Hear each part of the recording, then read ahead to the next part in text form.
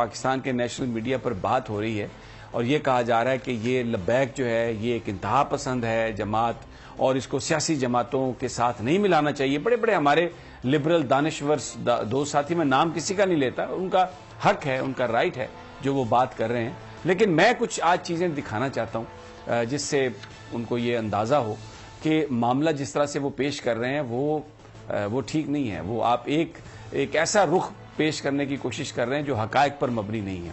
سب سے پہلے تو آ جائیں کہ جناب یہ جو دھرنے تھے یہ کیوں دیے گئے. سب سے پہلے کہ یہ جو مارچ کیے تحریک لبیک نے، کیا یہ واقعی وہ اسٹیٹ کے خلاف بغاوت تھی؟ یعنی ریٹ کو چیلنج کرنے سے مراد تو یہ ہے نا کہ آپ نے بغاوت کی، لیکن کیا وہ واقعی بغاوت تھی؟ آ جاتے ہیں. سب سے پہلا جو دھرنا تھا یہ انہوں نے 8 نومبر 2017 کو دیا. اور یہ کیوں دیا؟ یہ اس لیے دیا تھا کہ جو قومی اسمبلی کے اندر جو نامینیشن جو پیپرز ہیں اس میں جو کچھ سیکشن ہٹا دیے گئے تھے جن کا تعلق ختم نبوت سے تھا، اور یہ ڈیمانڈ تھی تحریک لبیک کی کہ وہ جو قانون میں آپ نے تبدیلی کی ہے رات کی تاریکی میں چوری چھپے، جس کو بعد میں یہ کہا گیا کہ جناب یہ ایک ٹائپ کی مسٹیک ہو گئی تھی، وہ ٹائپ کی مسٹیک نہیں تھی. وہ لابی جو جنہیں ہم کہتے ہیں جو قادیانیوں کے نمائندے ہیں، وہ ان کے لیے کچھ آسانیاں حاصل کرنا چاہتے تھے اور اس پر تحریک لبیک نے پہلا دھرنا دیا. اب یہ مجھے بتائیے کہ یہ کہاں پر ریاست کی جو ریٹ ہے اس کو وہ چیلنج کر رہے تھے. حکومت نے اپنی غلطی مانی اور زاہد احمد استعفیٰ دینا پڑا. پھر اس کے بعد دوسرا جو دھرنا تھا وہ اگست 2018 میں اس وقت انہوں نے دیا جب ہالینڈ کے رکن پارلیمنٹ گیرٹ ولڈر نے یہ کہا کہ جو متنازع خاکیں ہیں، جو نبی پاک صلی اللہ علیہ وسلم کی شان میں جو گستاخی ہو رہی ہے، وہ ان خاکوں کی ایک نمائش کرانا چاہتے ہیں، جس پر یہ جو بڑی بڑی سیاسی جماعتیں ہیں خاموش رہیں، کسی نے کچھ نہیں بولا. تحریک لبیک نے اس پر دھرنا دیا، شاہ میں اس پر حکومت کو مجبور کیا اور وزیر خارجہ شاہ محمود قریشی نے ہالینڈ کے سفیر سے بھی ملاقات کی اور بالآخر وہ جو متنازع خاکوں کی نمائش تھی ہالینڈ نے اس کو منسوخ کیا. اب یہ مجھے بتائیے یہ پاکستان کی ریاست یا اس کی جو ریٹ ہے کیا یہ اس کو چیلنج کرنے کے مترادف ہے؟ آ جائیے اب آگے آ جائے. تیسری بار جو دھرنا تھا 2018 میں، وہ آسیہ بی بی کو جب رہائی دی گئی سپریم کورٹ کے ایک حکم کے تحت، ایک فیصلے کے تحت، تو دھرنا دیا تحریک لبیک نے کہ حکومت اس کی ریویو پٹیشن میں جائے اور آسیہ کو رہا نہ کیا جائے. اور جب حکومت نے اس بات کی یقین دہانی کرا دی کہ حکومت ریویو پٹیشن میں جا رہی ہے، وہ دھرنا ختم ہو گیا. اب یہ کیا احتجاج تھا؟ ایک قانونی آپشن جو پاکستان کے قانون میں ہے، حکومت سے یہ کہا جا رہا تھا کہ آپ اس آپشن کو استعمال کریں. اب مجھے بتائیے یہ کہاں سے؟ میں یہ اپنے ان تمام لبرلز جو روزانہ رات کو بیٹھ کے ایک بڑا جمگٹا لگا کے اور پتہ نہیں کیا کیا باتیں کرتے ہیں، ان سے میرا یہ سوال ہے، مجھے یہ بتائیے کہ اس میں کہاں حکومت پاکستان یا ریاست پاکستان کی ریٹ کو چیلنج کیا گیا؟ یہ اس کو آپ بغاوت کیسے کہہ سکتے ہیں؟ پھر جو آخری جو 3 دھرنے ہیں، 4 نومبر 2020 میں فرانسیسی سفیر کو نکالنے کے لیے کیا گیا. اس کا شروع میں تو مطالبہ تھا کہ فرانسیسی سفیر کو نکالیں، لیکن گورنمنٹ نے ایگریمنٹ کیا اور یہ طے کیا کہ ہم اس کو قومی اسمبلی میں پیش کریں گے. پھر گورنمنٹ کے کہنے پر، ان کی بات ماننے پر وہ ٹائم دیا اور پھر اپریل 2021 میں اس دھرنے کی دوبارہ کال دی گئی، جس کے نتیجے میں یہ سارا معاملہ ہوا. سعد رضوی کو گرفتار کیا گیا، جو وعدہ حکومت نے کیا تھا کہ قومی اسمبلی میں اس پہ ڈیبیٹ کرائی جائے گی، جس کا وزیراعظم صاحب نے اعلان کیا پوری قوم کے سامنے آ کے. جو ایک عہد شکنی کی اس حکومت نے، جھوٹ بولا اس حکومت نے اور الزام لگانے کی کوشش کی. یہ کہا کہ جی یہ تو کہتے ہیں کہ فرانسیسی سفیر کو نکال دیا جائے اور یہ ہم کر نہیں سکتے. وزیراعظم صاحب بھی آ گئے، آج بڑا فلسفہ خود ہی بیان کر رہے تھے اور فرما رہے تھے کہ بالکل انسان جو ہے مشکل راستے پہ جائے، اقبال کی خودی، کسی سے نہ گھبرائے.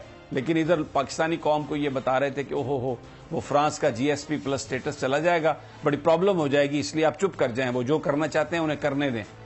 وہ اس عہد شکنی پر یاد دلانے کے لیے جناب وہ اکتوبر میں یہ جو دھرنا تھا، یہ احتجاج تب شروع ہوا جب फेडरल रिव्यू बोर्ड ने, जब सूबाई यानी पंजाब के रिव्यू बोर्ड ने साद रिजवी की जो गिरफ्तारी थी उसको नजरबंदी को कलअदम करार दिया, लेकिन हुकूमत, पंजाब हुकूमत फिर बदयांती, बदनीयती, झूठ पर उतर आई और उन्होंने साद रिजवी को रिहा नहीं किया, तो जिस पर एक पुरअमन एहतजाज हुआ और हुकूमत से यह कहा गया कि अपना वादा पूरा करो। वादा क्या था कि जो आपने असेंबली में बिल पेश किया था उस पर आगे की कार्रवाई करो। मुआहदा हुआ, उसको खुफिया रखा गया और यहां पर यह तासुर देने की कोशिश की गई। मुझे बड़ी हैरत है, वो बड़े काबिले एहतराम हमारे जो हमारे साथी, वो इस कदर भोंडे अंदाज में गुफ्तगू कर रहे थे और ये कह रहे थे कि ये अगर फ्रेंच सफीर का असल नुक्ता था, अगर उससे पीछे हटना था तो फिर ये एहतजाज की क्या जरूरत थी, ये तो नबी पाक सल्लल्लाहु अलैहि वसल्लम का नाम लेके आपने सियासत की। यानी जो वो इल्जाम लगा सकते थे उन्होंने इल्जाम लगाए इस तहरीक को, जो एक सियासी तहरीक है, इसलिए कि ये अलामा ही कहते हैं कि अगर आप दीन को सियासत से जुदा कर दें तो फिर वो रह जाती है चंगेजी। हमारा दीन मगरब की तरह नहीं है। ये जो लोग बात करते हैं ना कि जी यूरोप ने तरक्की इसलिए की कि उन्होंने जो चर्च था उसको अलहदा कर दिया, वो उनके मजहब में होगा। रियासत मदीना या जो मुस्लिम रियासत है उसमें खुलफाए राशिदीन फैसले बैठ के मसाजिद में करते थे और दीन और सियासत अलग नहीं है। हमारे यहां मुनाफकत की इजाजत नहीं है और जिसको आजकल जो सबसे बड़ा मुनाफिक है उसको कहा जाता है बड़ा डिप्लोमेट है। ये तो बड़ी कमाल की बात है, ये बड़ा सियासतदान है। ये हमारे दीन में इस बात की इजाजत नहीं है। सच, हकीकत और ये जो कहानी के जी आप ये इन जत्थों के आगे, ये जत्थे नहीं है। 23 लाख वोट लिए इन्होंने पाकिस्तान के इलेक्शंस में और अब खतरा ये है कि आने वाले इंतखाबात में अब ये पॉलिटिकल पार्टी के तौर पर ये एक्ट करेंगे तो इन्होंने एक मैसेज दे दिया है कि हम कभी यू टर्न नहीं लेते। हम जिस बात पे खड़े हैं, मेरे आका मोहम्मद मुस्तफा सल्लल्लाहु अलैहि वसल्लम की नामूस, और वो नामूस सिर्फ खाकों तक महदूद नहीं है, मैनिफेस्टो है। रियासत मदीना जो नबी पाक सल्लल्लाहु अलैहि वसल्लम ने और खुलफाए राशिदीन ने कायम की, सादा, कोई उसमें कॉम्प्लिकेशन नहीं है, कोई मुनाफकत नहीं है, कोई झूठ नहीं है, सीधी सीधी मेरिट पे बात हो, लोगों के सामने बात हो। ये उनका नजरिया है और ये सियासी जमातें खौफजदा हैं कि इसको इलेक्शन लड़ने की इस जमात को इजाजत मिल गई तो ये मिडिल क्लास को तो अपने साथ ले लेगी, सारी की सारी मिडिल क्लास इनके साथ चली जाएगी। तो सब और उनके हवारी जो बैठते हैं टेलीविजन पर वो कह रहे हैं कि जनाब ये तो एक जत्था है और इनका। अच्छा, फिर एक और बात करते हैं, आज मैं एक्सपोज करूंगा सब। कहते हैं कि जी इनका जो एहतजाज है वो सियासी जमातों के एहतजाज से मुख्तलिफ है और ये जो लोग हैं ये बड़े इंतहा पसंद हैं और साद रिजवी के बारे में जो बातें फैलाई गई की गई। एक छोटा सा मोन्टाज है। सबसे पहले मैं साद रिजवी के हवाले से जो हमने एक मोन्टाज बनाया, मैं चाहता हूं कि आप जरा गुफ्तगू सुने, लहजा देखें। पंजाब की भी जबान है, उर्दू भी है, इकबालियात हैं। आइए देखते हैं ये मोन्टाज। कहता तेरी निगाह से सीनों में दिल कांपते थे, खोया गया है तेरा वो जज्बे कलंदराना। कोई बात नहीं, जो मर्जी कर लवो, सारा कुछ भी तुसी ले जावो। इकबाल कहता अब तेरा भी दौर आने को है फकरे गजूर कि खा गई रूहे फरंगी को हवाए सीमो दर। इकबाल कहता परेशान ना हो, इस्लाम नू सारे रल के भी दबान, हुजूर दी जात उते सारे मिल के भी आ जान, एक कर कुछ नहीं सकते। मैं कह जी अल्लामा इकबाल क्यों? कहता निकल कर सहारा से जिसने रूमा की सल्तनत को उलट दिया था, सुना है कुदसियों से मैंने कि वो शेर फिर होशियार हो। इकबाल की शायरी है। इकबाल का जो फलसफा खुदी है, जो कौम को ये बता रहा है कि अपने पांव पे खड़े हो जाओ और किसी से डरने की जरूरत नहीं, और अपने आका की नामूस सिर्फ खाकों की मजम्मत में नहीं है, अपने अंदर भी तब्दीली लाएं, अपने अंदर तब्दीली लाएं, इस निज़ाम को तब्दील करें। ये जो एक मगरब का निज़ाम हम पर नाफिज कर दिया गया है, ये मुल्क इसलिए हासिल नहीं किया गया था। ये एक सिंपल सा मैसेज है। अच्छा जी, अब आ जाइए एहतजाज कैसे मुख्तलिफ हो गया। जो मैं आपको सबसे पहले दो फुटेजेस दिखाता हूं, दो बड़े इज्तिमा हुए हैं जो लब्बैक ने किए। एक जनाजा था जो यहां पर बाराकाऊ में दफनाया गया। जरा सबसे पहले उसकी फुटेज आप देख लें। लाखों लोग उसमें शरीक थे। मुझे बता दें, किसी सड़क पर कोई एक पोल भी किसी ने गिराया क्या? कोई एक खंबा गिरा? कहीं पर कोई थोड़ी टूट फूट हुई? प्लीज वो दिखा दें जी, वो वीडियो जो आपके पास है।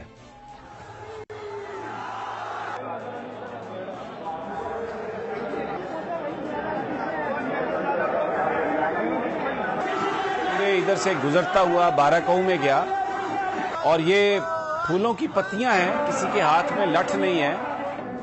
یہ وہ لوگ ہیں, یہ لاکھوں لوگ ہیں, یعنی یہ میں کوئی 2, 4, 5 لاکھ لوگوں کی بات نہیں کر رہا. یہ وہ لوگ ہیں, حد نگاہ تک لوگوں کا ایک سمندر ہے جو ایک ریئیکشن ہے. یہ ریئیکشن جو ظلم ہو رہا ہے, یہ ریئیکشن جو اس وقت ملک میں ناانصافی ہے, یہ اس کے خلاف ہے. یہ آپ نے دیکھا. اب آ جائیے جی, اب میں آپ کو ایک دوسرا خادم حسین رضوی, جب ان کا انتقال ہوا ہے, لوگ بڑی یہ باتیں کرتے ہیں, یہ سیاستدان, ان کے تو مقدر میں ہی نہیں ہے اتنے لوگ, اور یہ ان کا آپ جنازہ دیکھیں, ان کے لیے لوگوں کی محبت کس لیے تھی. خادم حسین رضوی کے لیے محبت اس لیے تھی کہ یہ میرے آقا محمد مصطفیٰ صلی اللہ علیہ وسلم کا نام لیتے تھے. دیکھیے یہ کراؤڈ دیکھیں, اس جنازے میں بھی کتنی بڑی تعداد ہے لوگوں کی. یہ کسی مقدر والے کے نصیب میں یہ چیزیں ہو سکتی ہیں, اور کہیں پر کوئی تشدد نہیں, کہیں پر کوئی وائلنس نہیں. یہ لاکھوں لوگ, یعنی یہ 40-50 لاکھ سے بھی زیادہ لوگ ہیں, آپ گن نہیں سکتے. پورا لاہور امڑ آیا, پورا پاکستان امڑ آیا. کس کے لیے؟ میرے آقا محمد مصطفیٰ صلی اللہ علیہ وسلم کے نام کی برکات ہیں. اور اگر قوم اس نام پر اگر آج اکٹھی ہو جائے اور یہ فیصلہ کر لے کہ ہم نے کسی کے آگے نہیں جھکنا, یہ کیا بیچتا ہے فرانس اور کیا بیچتا ہے یہ کوئی جذباتی بات نہیں ہے. آپ کو سینکشنز لگی تھی جب آپ سے یہ کہا گیا تھا کہ آپ نیوکلیئر بلاسٹ نہ کریں, لیکن اس وقت بھی آپ نے سروائیو کیا. اور آپ یقین کریں, اگر آپ ایک میسج دیتے ہیں سچائی کا اور یہ کہتے ہیں پوری اقوام کو کہ آپ ہمارے معاشرے کو, ہمارے پیغمبر کو, ہماری اقدار کو, ہمارے کلچر کو مت چھیڑیں, چھوڑ دیں ہمیں تنہا, and we can survive alone, تو یقین کریں اس قوم میں اتنی پوٹینشل ہے کہ ہم یہ سب کچھ کر سکتے ہیں. یہ میں نے وہ مناظر دکھائے ہیں جس سے یہ خوف زدہ ہیں کہ یہ اتنے لوگ اگر یہ ووٹ دے دیے انہوں نے تو یہ تو حکومت میں آ جائیں گے, ہم کدھر جائیں گے. سبسکرائب کریں اور بیل دبائیں تاکہ کوئی خبر رہ نہ جائے.